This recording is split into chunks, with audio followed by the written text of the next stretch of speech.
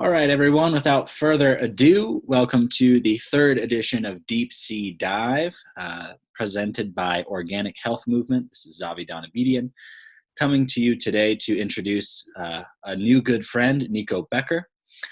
Nico is a Czech professional, IMS Level 2, Holistic Lifestyle Coach Level 3, and a yoga teacher. I was really inspired by Nico's sharing on Instagram with everything from breathwork to nutrition to primal movement. So I decided to invite him on the podcast to share a little bit of his journey. So I'll share what he has on his website just a little bit and then let him elaborate. So Nico successfully went through the Czech Institute's Holistic Lifestyle Coach 1 through 3 program and Czech practitioner training, as well as a 500-hour yoga teacher apprenticeship. These intensive studies formed together with his 8 years of experience as an athlete and trainer in boxing, MMA, and grappling. And so this is the basis of his knowledge, and his wide range skills have helped him create a revolutionary approach to healing and coaching. And he's helped a variety of people with chronic illnesses, injuries, and complex life challenges to lead a fulfilled and happy life. So welcome to the podcast, Nico. Thanks, man. Nice you having me here. I'm excited to share with you and talk to you, man. Yeah, for sure. This would be great. So for the listeners, those who don't know you, go ahead and just kind of describe your journey and what's been of value for you and why you're here and what you're doing on the planet. Oh, okay. I always love to share stories, and my story is quite interesting, I think, because I actually want to become a professional fighter and never thought I would end up as a spiritual personal development coach or health coach and dive into these realms. But being an athlete, I started with about 14, fighting, karate, boxing, all that. With about 16, 17, I decided I don't want to go to university like most of my family and most normal people in a sense were doing. My parents weren't very happy about that, as you can imagine. So it was quite of an initiation to say, okay, when I was 18, okay, I go to Switzerland, I leave my home, I don't go to university, I worked as a bouncer, and I tried my luck as an athlete in MMA, boxing, jiu-jitsu, wrestling, really everything. Just wanted to get up there. And I was very, very, very full of fire and want to do that. But the main thing, my path changed was that when I started with the whole process of fighting and training, I wasn't very fit. I was about, I would say, 40 to 50 pounds overweight when I was about 16. So I lost all that weight with all the fighting and training, but I wasn't really in a stable base of health when I went into professional training and training 6 days a week, all day long. What happened then was I had a shitload of injuries, knee injuries, shoulder pain, elbow injuries. I had about 3 times my hands completely screwed from in boxing fights. I had lots of surgeries, and I really was stopped by all the injuries, even though I had lots of talent. So there was a certain point I had a big knee injury, which brought me essentially in a 1-year rest. I couldn't train for 1 year. I could barely walk. I couldn't do anything. I had lots of cartilage damage. They took out my meniscus, about 90 to 95% of it. And I didn't know what to do. And all the doctors just told me, you can never fight again. They wanted to replace my knee joint, which is kind of screwed up because then you're really finished with your life if you do that with 21 years, I think it was. So being in this 1 year rest as a fighter, that was an interesting process and interesting initiation for me, because being a fighter and being an athlete made my whole identity. I was the one who wanted to become professional. I was a fighter. I did that all day long. I was a trainer in boxing. So my injury really took all that away from me, what I thought I was. And interestingly enough, it put me in a deep depression, but it also put me on this spiritual journey where I had the ability to find myself anew, to make a new me. So after about maybe 6 to 8 months of really doing nothing and just being depressed and pissed and not knowing what to do, I found an old book, which I had since I think 16. And I bought that book because of Elliot Hulse. And the book is called How to Eat, Move, and Be Healthy. The book is by Paul Chek, who is now my mentor. I looked back into the book and I started to think, maybe there are ways I could help me with my knee injury to get back on track, even though the modern medical system says it's not possible, even though everybody is telling me you can't build new cartilage, even though everybody's telling me I can never do sports again. Um, so I just started. I read the book and I dived into his YouTube channel, into Paul Chek's YouTube channel. I tried to change my diet. I tried to change my movement patterns, bring in new exercises, and just try to build myself up. And I would say within even 3 to 5 months of changing my diet, of implementing things like bone broth, my injuries started to heal. And I began to get better, and my knee joint began to get better. And it was very, very emotionally for me, because when about 6 different doctors were specialists of knee joint, everybody's telling you it's not possible to heal it, it's not possible to get better. And then you do a few things, just a few out of a book, um, and it's getting better. It's getting much better, maybe 50% better. You can walk again, you can even do strength training again.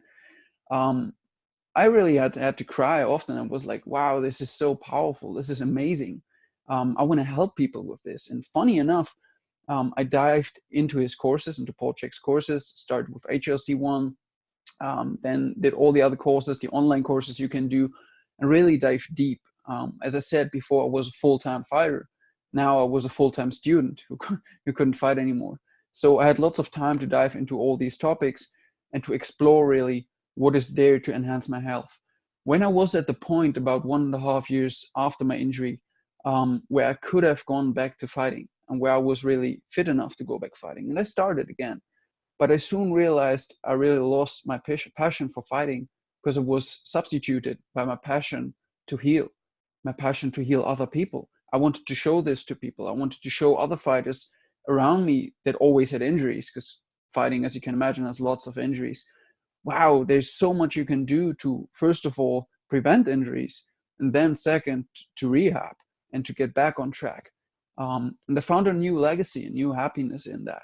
And since then, it's now 4 years ago, I would say, I'm working as a health coach. I started out more with personal training, trying to get people fit on the fitness level, and got more and more into holistic life coaching, really, where it's not just about the body, it's not just about rehab, but it's about rehabbing the mind as well, rehabbing the psyche, really finding out what you want from life and what is giving you fulfillment.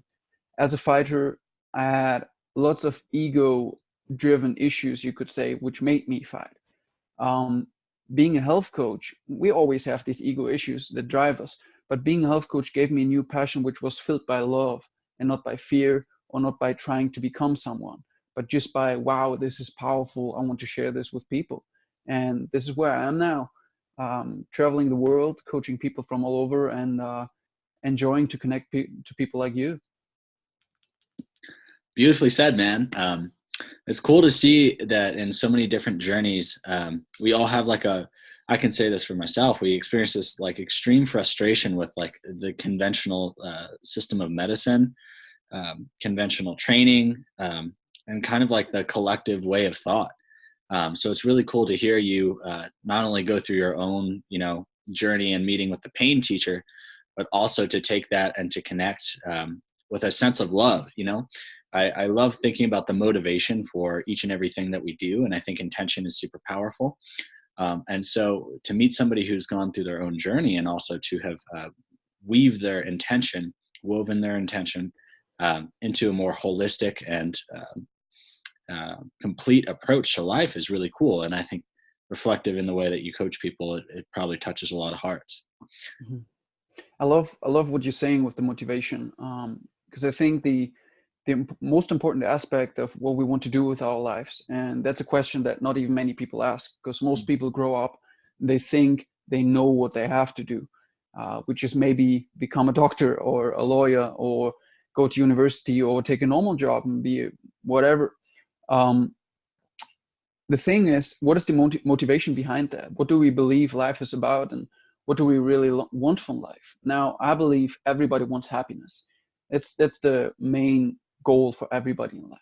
No matter what you want, even if you think you're an evil person, you wanna go out there and kill someone. Deep down, you're just craving happiness. You're just craving love. Um, that is the main motivation. But we are not able nowadays in this society we're living to really fulfill that motivation, to really find our way to that happiness, because we don't even know what it is for us. We think it is money. We think it is a good job and a house and a wife and children. But if you just look into the world, all these things that we get taught that make us happy may not do so. If they would, we wouldn't have so much illness, so much disease, and so much depression, burnouts, and whatever we have. Very well said. I love the phrase, wherever you go, you are. Um, and I experienced this a few years ago, wanting to move and thinking that in moving, everything would change. And ironically, you know, as soon as you get to the new place, if you do choose to move or you choose to change scenery, everything that you were trying to get away from is right there with you. Um, so what are some tools of wisdom, some practices that you have cultivated for yourself to, as you said, address those like ego-driven desires around fighting? And, you know, of course, nowadays it's probably a tamed ego, something that's integrated, but what are some tools that have helped you to work with that and make that a valuable part of your life? Because as Paul teaches, an ego is not bad. It's an ego out of balance that causes issues. Yeah, I love that. I love that saying. I love that saying, wherever you go, there you are. I once read a book by John Kabat-Zinn, who is a meditation teacher, which is called that way, that book. And I think it's very true. Now, there are many, many different tools, but I think the basis of being able to change anything in your life is really having the energy to do so. Mm. Because change is not easy. Whatever you have as a programmed mind, whatever, however you grew up, it's not easy to change. There's family that tries to hold you back. As I shared when I wanted to become a fighter, your family isn't very proud of you if you don't go to university, in a sense. The society doesn't like it. There are many, many things in society which are called the right thing, but which make us unhappy, depressed, or sick. Now, when we want to change those things, we have to go against society programming.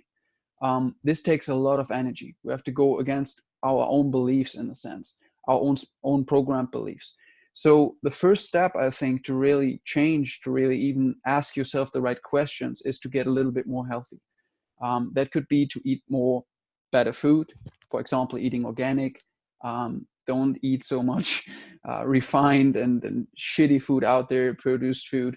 Um, Drink more water. Just a really simple steps, what Paul Chek calls the four doctors, really starting to establish a healthy lifestyle.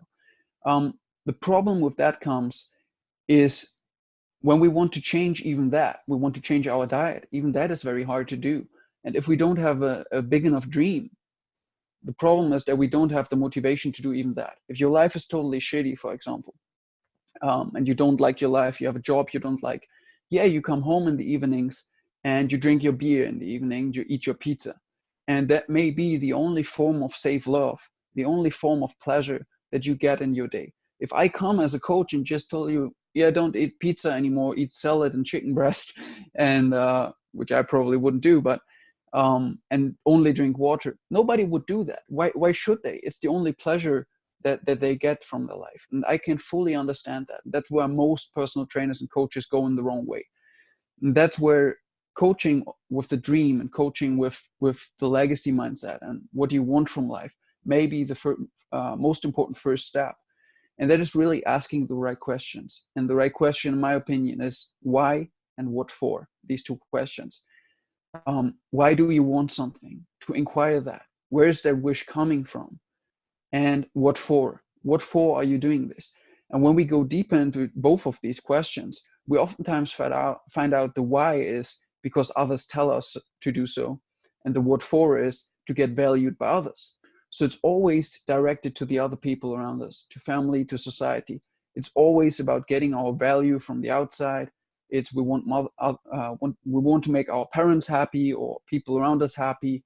We want to make our wife happy, our children happy. We want to do what we were told makes people happy, which is having lots of money.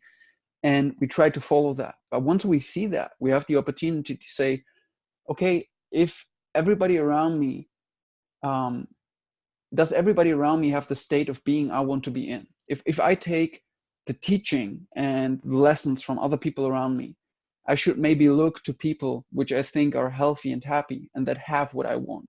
Now, if I listen to my parents or to society, but my parents are sick and depressed, and most of society is sick and depressed. Why should I listen to them? How can the outcome be different than it is when I look to them who do that? So this gives us really the first step to inquire, what do I want? And as the main tool, I think, which is powerful to overcome that ego, or to overcome really that being bound to all these ideas, is just sitting in silence. And people call it meditation. You can call it whatever you want. You don't even have to sit, you can walk. But really, just being alone with yourself and observing your thoughts, observing what is really going on. And what we could call that is just slowing down. We live in a very, very fast-paced society. Always hustle, always do. You work 9 hours per day, and when you come home, you have more work to do. We never come away from this constant hustle, and really slowing down and taking the time to look into ourselves. Now, this can be freaking scary because it's painful, especially when you have diseases, especially when you have challenges or depression. Then it's especially painful because you probably never did that. And let's say you're 40 years old and you never did that. You never really took time to look into yourself. Now you've gathered 40 years of pain, 40 years of lying to yourself, 40 years of not looking into yourself, what you want, 40 years of listening to others. Now, this is not to put down that it's important. It's not to put down to do that, but I just want to share, it's really painful. But once the pain of living the way you live becomes greater than the pain of looking into that, then you have the chance for change. Love it. I think the pain aspect that you mentioned is really powerful because I think a lot of the behavior and overstimulation you're describing in our society is the constant quest for pleasure. And I think we're so driven, going back to the motivation, we're so driven towards pleasure because there's such immense pain that underlies not being valuable, living for other people, and of course, just wanting to be loved. But when you're wanting to be loved, you're actively not loving yourself. And I have experienced that firsthand, where we generally put our satisfaction in an external circumstance, something that's outside of us, and continually seek it, kind of like a little child pushing away a beach ball, constantly trying to get the beach ball, but every time they get to it, they push it away. So we can never be fully satisfied. So we default to these forms of instant gratification. So alcohol, sugar, recreational sex, whatever it may be. And I think it's okay in moderation, but when you are so deeply driven and feel so deeply inadequate on a primal level, you miss out on the deeper connection you can have with your pain, with your sadness, with depression, things that we label taboo, part of a quote unquote mental illness. When in reality, I think people who are courageous enough to experience the pain and the anger and the sadness are really sane people in an insane world. And by doing so, we create the space within ourselves for something new to happen. So I really like that you share that philosophy with coaching people. Go ahead. I just want to share a little bit about that, what you're saying. I think most people are searching for what you call the pleasures of life, and be it sex, alcohol, tobacco, whatever. We try to fill that hole which we have, as you said, that underlying pain, that underlying seeking that we have, with material desires, with these shortcuts, with a bottle of wine, with that sexy woman that is there. And we have to remember that is what marketing is all about. That is what television is all about. That is what our whole society and really politics is about. It's about making money, generating money. Our whole society is built upon that. And we can't just break that down. I don't say it's bad, but we just have to recognize that our society functions in a way where we have to buy stuff. We have to buy stuff constantly so that the market is kept running. So politics is kept running. So everything is functioning. The society is functioning. The country is functioning. Now, what we have to remember is that we're searching for a pleasure, for a state of happiness, which may not really be found there. And everybody that really contemplates that, and that's why I say slow down, meditate, can easily see that. Just think about, when was the time when you were most happy, when you had a place of peace in yourself, and when you were just happy, just peaceful in the moment. And that may be a birthday, for example, where you're hanging out with your family. It may be a holiday where you're sitting with your wife, with your partner, your husband, whatever, at a campfire, looking into the stars, and a moment of silence, and somebody's maybe playing the guitar, and you're just having fun. Most of the times when we look into where we were the most happy, it's not when we got that new car. It's not when we bought that Porsche. It's not when we earned that $10,000 a month. It's really not those moments. It's the moments of calmness, of being totally present in the moment, mostly with other people or even alone, and feeling connected, feeling connection, peace, and feeling safe, really. And we are actually craving safety more than anything else in our society. And that's funny because we believe in our Western society we are safe. We don't have war here. We don't have these big troubles that may be going on in Africa, wherever we all have food and shelter. But if we honestly look, are we really safe? First of all, we have to ask, okay, what makes safety? What makes us feel safe? Now, besides having shelter, food, and water, it's having a sense of connection to our tribe. That's the only other thing. And that's the biggest thing we lack in our society, is feeling that we are part of a tribe. We are so driven to be individuals nowadays, especially in the last 20, 30 years, maybe from the hippie times it started, where we wanted to become individuals, that we started to forget what it means to be a society, that we forgot what it means to be a tribe, and that we forgot that our first sense of safety as a child, when we look in the psyche of a human, the first sense of safety comes from food, water, and shelter, yes, but we can't give this to ourselves. It's coming from our mother and our father and our family, the tribe that is giving these things to us. So much more important even than food, water, and shelter is having people around you. And anybody who lived through a crazy, challenging lifetime, maybe in war or just as a hippie wandering around, and I had such a lifetime, such a part of my life where I had nearly nothing, no money, no real shelter, living in a car, and was amazing. But I had my partner with me. I had my beautiful wife, who's still with me, was with me on that trip, and knowing I have somebody who's with me in there gave me a sense of safety, and her as well.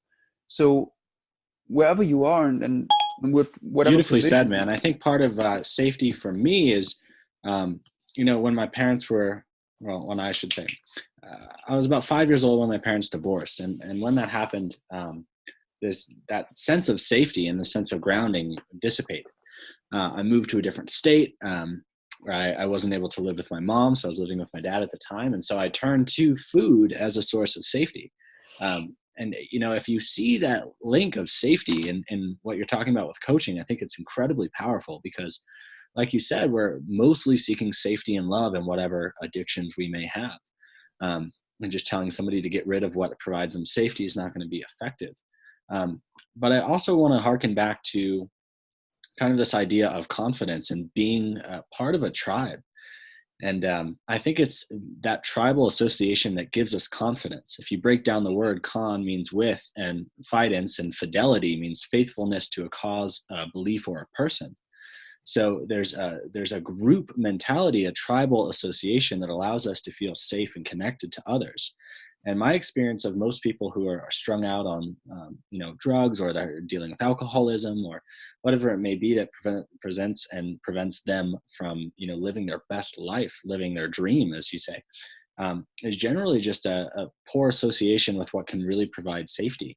And it's a painful experience often to try to go out and find that in this world, because a lot of people will just straight up reject you.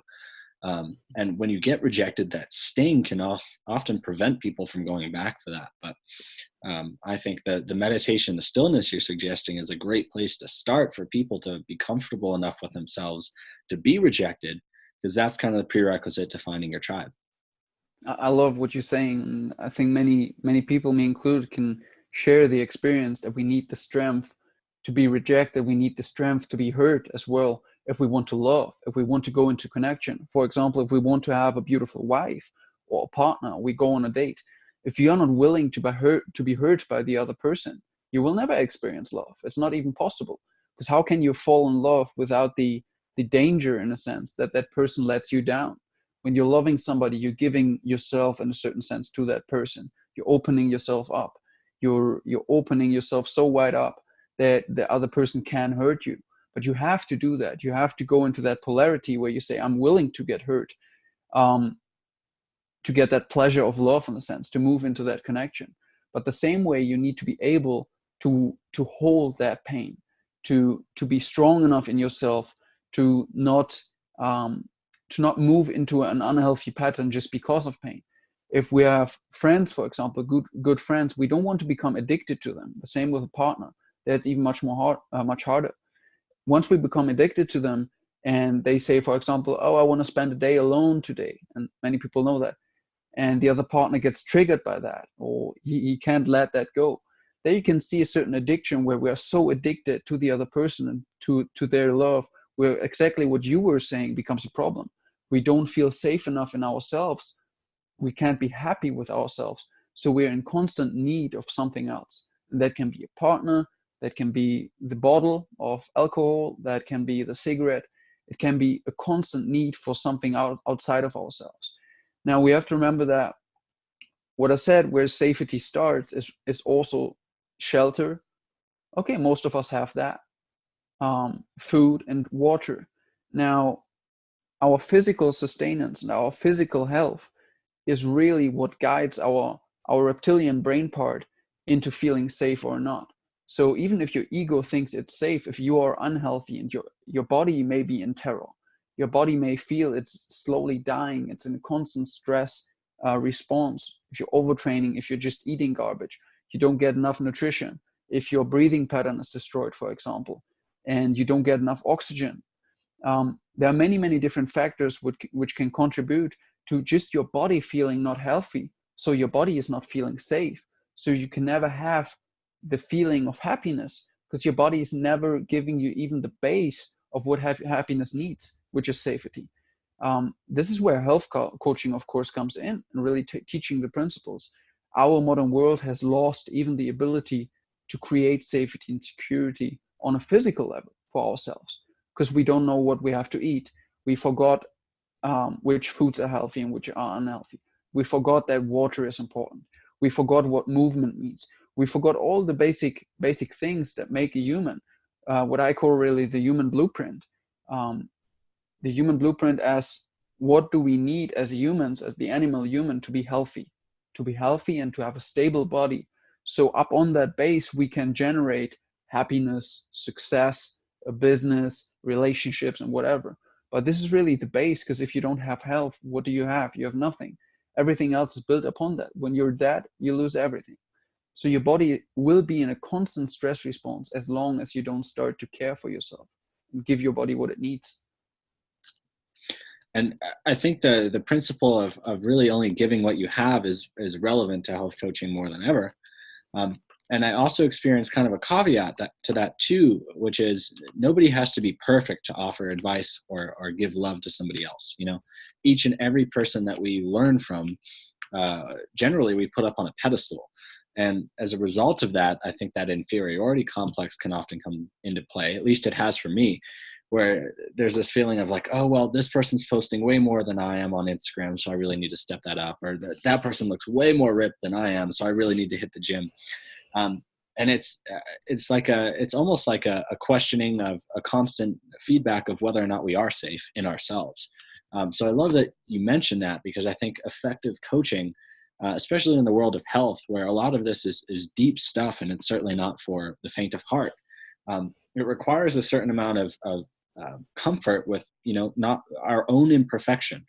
And I think in a book I'm reading called The Secret Teachings of All Ages by Manly Hall, he mentions, I can't remember specifically, but he mentions that in some societies, the belief is that everything that should be done, everything that is created, should have one slight imperfection, because only God is perfect, right? Which is, I kind of agree with, but I think it's a beautiful idea, because it's really saying that the totality of tribal association is the perfection we're seeking. And each individual may have imperfections, but when you put those imperfections together as a group whole, it creates a perfect picture. And one person may have the strength that you lack, right? And together you fit into a mosaic. So learning what our unique abilities are, learning what is really unique to us and can help us grow and help others is really valuable, and something that is cool to hear that you've been delving into yourself. So I guess my question is, what tools do you help with? What tools do you use to help your clients find that strength within themselves to be able to move forward into their dream when they may be feeling insecure or inadequate? It's a very good question. I think there's a certain mystery about it, because you have a certain amount of clients which have the strength to do that and the willingness to do that. And as you're saying, I think holistic health coaching, effective holistic health coaching, is not easy. Not as a coach, but I mean as the client. It's not easy to go through the process. It's uncomfortable. Healing in this holistic realm is uncomfortable. It's painful and it's scary. It takes a lot of energy. Now, it's not about, here I give you this nutrition plan, just eat that. It's really deep stuff, and we go into your unconscious to see what is there. Now, there are really two types of finding strength. And one type is what Paul Chek calls the pain teacher, which is you have so much pain in your life and you're really full of it. You're full of the pain of your life and you can't see it anymore. You don't want to be in it anymore. And that can create a huge drive. And it did for me. My depression and my pain injury, my knee injury, gave me a huge drive from pain. I didn't know who I was, and I just wanted to get out of it. And that gave me the strength to really look outside of myself, to say, okay, maybe there's something beyond what I believe, beyond what other people tell me. So you can step up and you can start with bigger things, with new ideas. You open up to new ideas because you see the old patterns don't really help you. The second one is really finding strength by finding what it is that you love, finding what it is that gives you a sense of purpose. An important part of depression and how I help people with depression and mental disorders and people that try to run away from life, in a sense, that don't want to dive into life, which really is depression. It's trying to come away from life and land into the spot of neutrality. So you don't have the pain, but you don't have the love as well. It's really coming away from the polarities of life, from the ups and downs, and just being in neutral. Now, the experience of this neutral is experienced as even much more painful than pain itself, because it's just dead. There's nothing. It's emptiness, but not the kind of emptiness when we talk about God. It's the kind of emptiness in this world where there's just nothing. You feel empty inside. How I help people to find the strength in depression or to get out of it is, first of all, to look beyond what they think they have to do in life, to look beyond all the things that they think are important. And there are certain questions you can ask. For example, many people believe that when you have a few millions on your bank account, or you're really, really rich, that you could do nearly everything. So the idea or the imagination of imagining that you are rich can help you a lot, in the sense that you could inquire and fantasize about who you would become when you would be rich, when you had immense power. Now, what money also gives, in a sense, as a metaphor, is that you feel valued. When you're a rich person, other people see you as successful. So being very, very rich, you really get the opportunity to do whatever you want, and you're still valued by society. And I don't think that it will help you to become rich and do that, but I think it will help you to imagine you're rich, to see what would it be that you would do. What would it be that you would do if you had 100 million, in a sense? What would you do beyond all the limitations that your parents tell you? What would you do if you don't have to go to university? What would give you joy? What would you do if nobody would judge you if you're gay or bisexual? With whom would you have sex? What would you do if there were no rules? And really, a big part of gaining strength is shattering and really letting go of all the chains that we have created and the walls that we have created around ourselves. That's a big process. Big process of shadow work, where we look into the unconscious and we have to look into the psyche of the individual and say, what are the walls that you have created around yourself which keep you from expressing your true nature, which keep you from expressing what it would be that you wanted to do? once the person does that and just starts to imagine, and imagining is a very, very powerful tool. Carl Jung uses this, of course. For people who don't know him, he was a big uh, supporter, or a big man, you could say, in the realm of psychology, with Freud. And Carl Jung was very much into active imagination. And imagination can be very, very powerful and very profound, because it can help us to explore aspects of ourselves and our truth without hurting anybody, without having the danger of being judged by somebody else. Because nobody can look in your head. Nobody sees what you're imagining. Now, when you start imagining, you can start to work with, what would it be that you really want? Would you be farming? Would you be outside a lot? Would you be a lot in nature? What do you really like? What is it that you like even? Most people don't know that. Most people don't know what they even enjoy. And there comes, from me as a coach, lots of action steps in, where I give them simple action steps like, here, go to a judo class, go play soccer with your friends somewhere on the weekend, go on a hike, go in a painting class, go in a university and take a class on mathematics. Really, really diverse topics, and look into all these different things. Go into a library and just look where your soul or your body is guiding you in the library, to which topics. Which topics are you guided to? What would it be that you do in a holiday? Now, we are so forced into this concept of having to make to-do list. Like, you have to do this, and planning, instead of playing, instead of seeing what is coming out of us. So in my experience, before we can even step into the deeper work of creating your dream, we have to make a step back and say, bring you back into childhood, into the child experience of playfulness, and let's see what is coming out of that. A child is not planning to become an astronaut. A child is not planning to become an adventurer or a pirate or whatever they are saying, a fireman. They are not planning that in their head. They are feeling it. They, for example, see a book with firemen, or they play with it, or they see a movie, and they just feel a pull from that. Now, is the archetypal pull that Carl Jung talks about. The archetypal pull, which pulls us in a certain direction. For me, that was fighting and training and human development, self-development, personal development, exploring these realms. For some people, it may be mathematics or physics, but what is naturally pulling you without all the chains or constrictions from other people or society? Very potent medicine there. I mean, to play is really what we're meant to do as in that tribal situation, to create the most fertile grounds for growth and unity. And I'm sure that and I have experienced too, so many people who don't play whatsoever. They don't take time to have fun. And really, that's been my experience of this year, and learning to balance this drive within myself and this passion for creating abundance with an aspect of self that's like, to be honest, I don't care about this adult shit at all. All I want to do is have fun and be playful. And learning to play in new ways, ways that are not necessarily self-destructive, but ways that are constructive to our overall growth.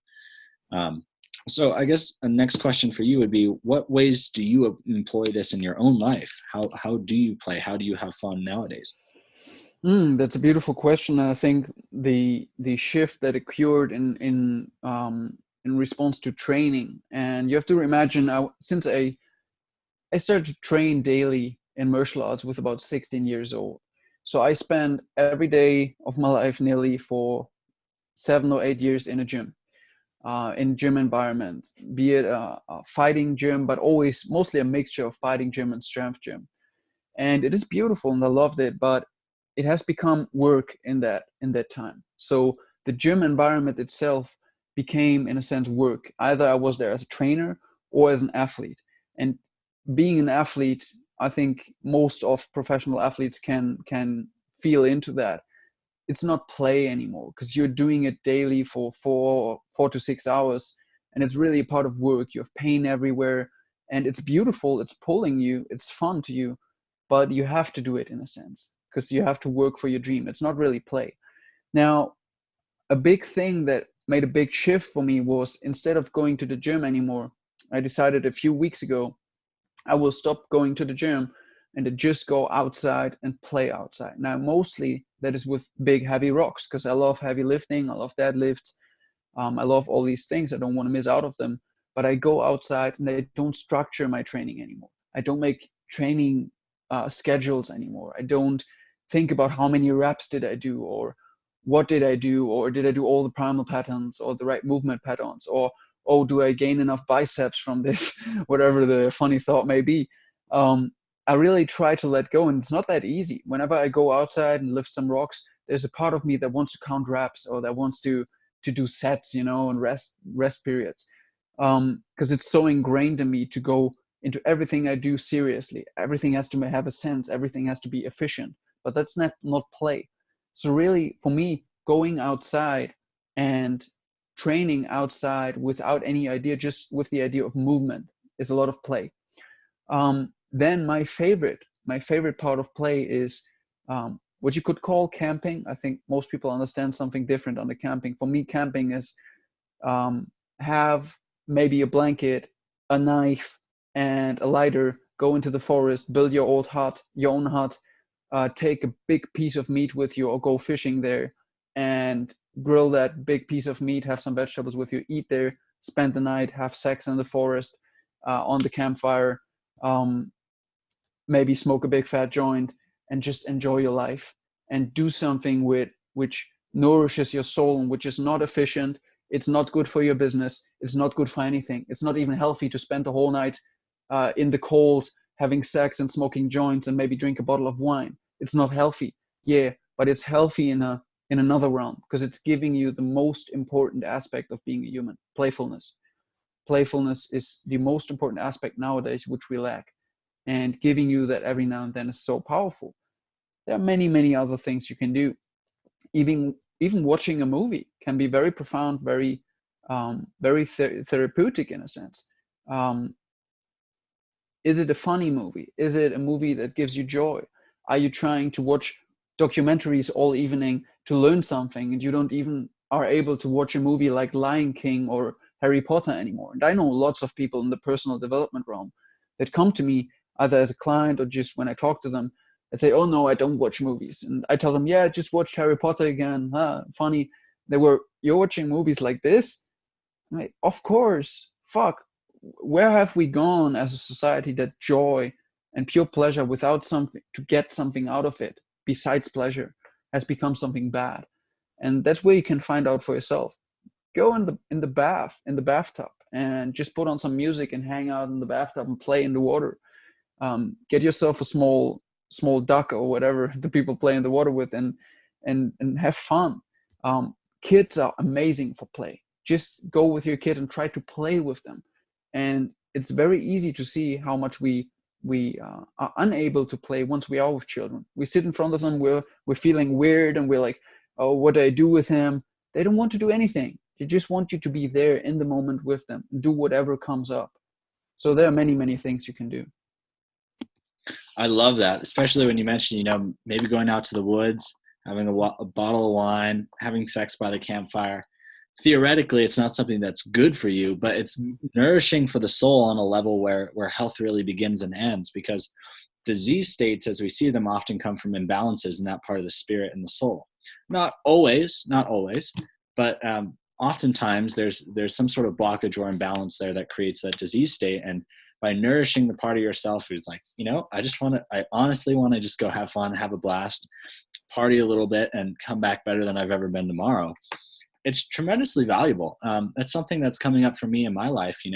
I've almost adopted this kind of ascetic approach to life, of this monkish disposition of no alcohol, no smoking, and no sugar. And, once in a while, I'm not big on drinking, I'm not big on smoking, but once in a while, if I do have like a cookie or something, just like the impulse of my spirit that's like, oh no, you can't do that. It's like, I don't think that's actually healthy. I think this wonderful example comes to mind.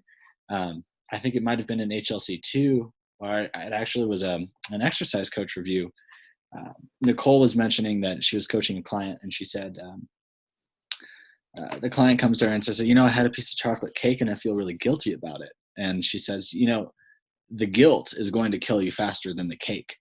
And I think that's a really valuable example for people who have adopted, that personal development disposition, and now have put themselves in a box again. They went from one cage to another, and as those who are seeking to be coached, like you and I, and also who are coaches at the same time, I think it's really valuable to just step back and find the role of unbound play with no purpose, and like you said, something that arises naturally, not something you plan out, so that you can nourish all parts of yourself, and that you don't have to be a monk or a saint in order to be the embodiment of what you preach. Mm-hmm. Yeah, I think when we look into development, into the science of development, or how humans develop, and we look at the stages of development, which many people may not know what that is, but to make it pretty easy, you could say that most of our body is really a biological system, like a plant. If you're laying in a coma, people in a coma are called a plant, for example, or that are brain dead, because the body is still functioning, it's still working, but it's not working because of your mind or your ego. It's not working because you are thinking. So a lot of your physiology and your physiological health does not depend on you thinking or your ideas.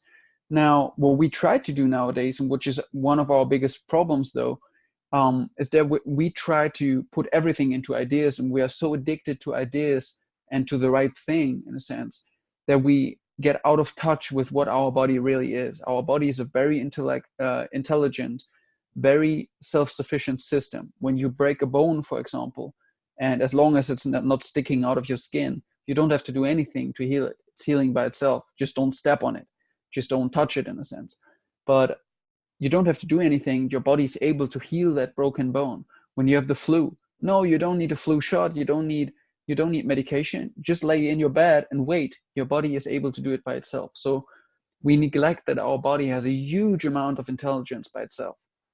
Hugely intelligent. When we have an animal, for example, a young animal, which has lost its parents in nature, and it is lucky and does not get eaten by any other animal, it will not die of starvation because it's too silly to know what to eat. And we forget we are still an animal. A young animal does not need to be taught by the mother bear, who's pointing to the food and says, oh, this berry you can eat. No, this berry, this is toxic. That's not how it works. Animals have these instincts. They can smell what to eat. We humans have them as well. We have to remember, as tribes, as wandering tribes especially, we came into new territories, maybe with a tribe of 50 to 60 people, most of the times even smaller. We came into new territories where we didn't even know the plants. We didn't know the animals. So how is it, and most people never ask that, how is it that the people knew what to eat and what not to eat? Now, if you have a tribe of 30 people, do you really think that they do try and error? No, they don't. If they would do try and error, 30 people, 20 would die before they even knew a few plants they could eat. But what they do? They trust their physical instinct. Okay, some may even talk to the plants, but that's just another word of connecting to your internal intelligence, and connecting to what we know, what we need. Now, how this is related to our health today is that we try to figure out what is health. We try to figure out how can we be healthy, and we read these books.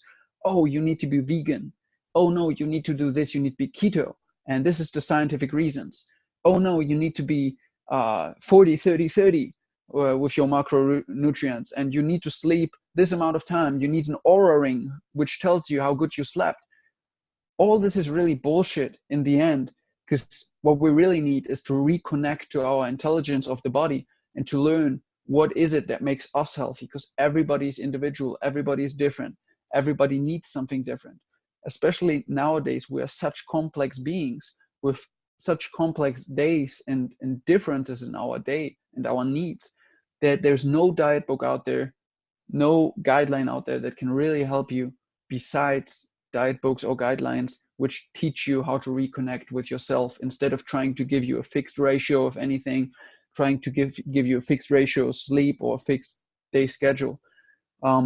We then get very easily addicted. Like you, I was there, and I trapped myself again and again in, oh, I have to meditate this and this amount a day, I have to study this and this amount a day, I have to work on my social media, this and this amount. I have to eat 3 times. And I created this schedule, and I have it written down probably 50 times and changed it and tried to perfect it. I wanted the perfect schedule, the perfect rules for myself. And then there came a certain time, and I think actually it was plant medicine journey which brought me there, which destroyed all these ideas and just told me, how can something be how can something be perfect for you in the never-ending flow of change? What I mean with that is the world is always changing. You are always changing. One day you and your wife are good, the next day she's cheating on you. One day you have a business, the next day it's broken. So the world is always changing. We never know what happens. So a fixed schedule can never work, will never work. And the only thing that it does to you is giving you stress, because you'll never be able to achieve the fixed schedule on a daily basis. I don't say don't have ground rules, ground values. I eat organic always. But if I'm in Thailand, for example, and I don't find organic, I don't judge myself. I eat whatever is there. I just give my best, and I'm happy, and I feel free. And I did that. I was in Vietnam one time for 4 weeks, and back then I wasn't that mindset. Oh no, I need organic. Yeah, I have fun in Vietnam. You don't find a single piece of anything organic. And I was judging myself, and I was feeling like shit. Now, at the end of it, I looked around me and I saw people from all over the world, which looked more healthy and more happy than I was, the health coach, in Vietnam. And they ate all kinds of shit. They ate sweets and drank Coke. And I was asking myself, how can it be that these people do all these things which you shouldn't do, but are more healthy than I am while here? It's because they don't stress out about it. They're just calm. They're just happy. They're in Vietnam and they do what they can do. And that's what I should have done. Then I would have been more healthy, more happy. So much wisdom there, my man. I mean, it's really about, like relaxing those boundaries that we create for ourselves, because in one form or another, they do provide value. Like you said, I eat organic because that's my value system. This is not to say everyone should just abandon anything that they've learned from this podcast and go to McDonald's this afternoon and have a whatever you can possibly think of. That's not the goal. I mean, really the goal is, how deeply can I intuit what my body needs? When it gives me a signal, am I courageous enough to listen to that? And when the time for play and fun comes about, am I courageous enough to follow that instinct and go make that space for myself in my life so that I can be fulfilled and happy? And ultimately, I think those who want to be successful in business, who want to have a kick-ass Instagram, who want to market and really know all the right people, who want to be professional and punctual and all these things that we strive towards, I think the missing element is fun and joy, because by bringing that into your life, you give yourself the fuel to do all these things that we actively seek to do in the world, which take energy. Like you said in the very beginning of the podcast, the thing that we need most for change is energy. And so if we give ourselves the right fuel most of the time to do that, then we're going to have pretty awesome results. And again, I ask the question, what for do you want to become professional? What for do you want to become successful? What for do you want to become rich and whatever it is that you want, gain mastery? Now, the answer will hopefully always be happiness and joy. Even if people don't think so, if I coach them through that, they see that in the end, they're doing these things to be more happy. Now, how much good does it do you if on the way to that success and mastery, you are not happy? It's making you unhappy because you're so involved in your work and in your idea to become successful that you are unhappy because of it. But you do it because you want to become happy. It's a paradox in itself. And it's a huge amount of silliness we as humans have that happens, and all have it. I have it. I'm as silly as fuck if it comes about that. I'm catching myself again and again where I'm trapping myself in trying to achieve something. Oh, I need to post something today. I need to write a good article. I need to make a new YouTube video. I need to do this, but I'm stressed out and I actually don't feel like it. But I think I have to do, because maybe my last YouTube video was a week long ago. And I think, no, I learned from my marketing coach that you have to post at least 2 a week. All these ideas which create so much pressure on ourselves that we simply forget what we are doing all this for. Why are we doing this anyway? And if the answer is, I want to be happy, I want to be healthy, I want to have good relationships. I want to have a happy marriage, or I want to have happy children. I want to raise my children in a happy and beautiful way. I want to be a living example for other people, my children, what it means to be happy and healthy. Then we can't do that. Then we have to see the and take the responsibility of the truth, which is, if you're doing something to become happy, but while you're doing it, you're unhappy, there can nothing come out of that, because you're programming yourself to be happy. And when are you finished? When is the point that you are finished? Is the point when you're finished when you have 1 million? When you have 1.5 million? Where do you draw the line where you say, okay, now I'm happy?